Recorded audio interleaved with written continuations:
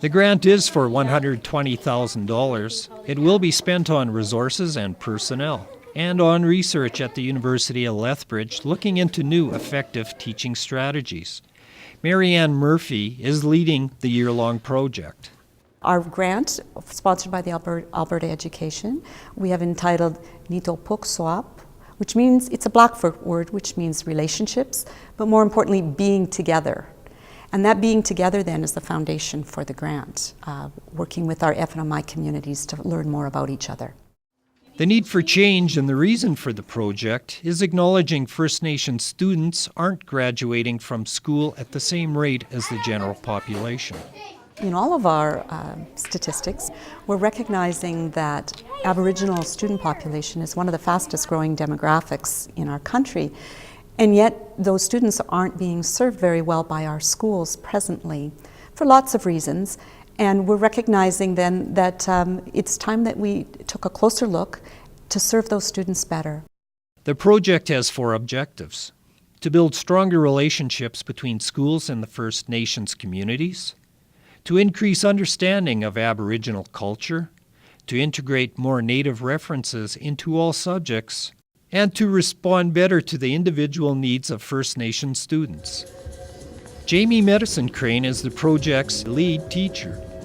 She also runs a Native dance troupe made up of students from McColl St. Mary's School. She brings a Blackfoot perspective to the project, focusing on improving communications between all stakeholders. I work with everyone in regards to First Nation, Metis and Inuit education. I work with the students, with their families. I work with the teachers, the administrators, and the central office staff and support staff as well.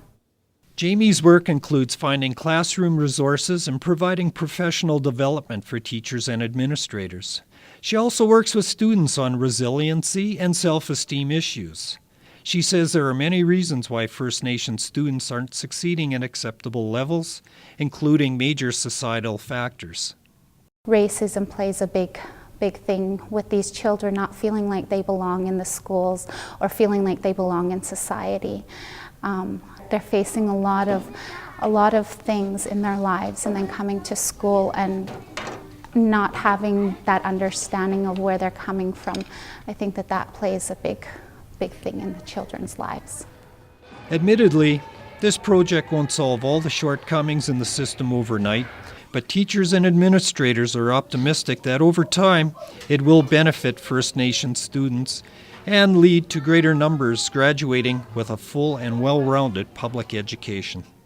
The ultimate goal, in my opinion, is that we won't be saying, what are you doing for the Aboriginal students, because they will be just as successful as all of our students. They will love learning, they will want to succeed, they will be able to have a bright future, and that's what we want for all our students.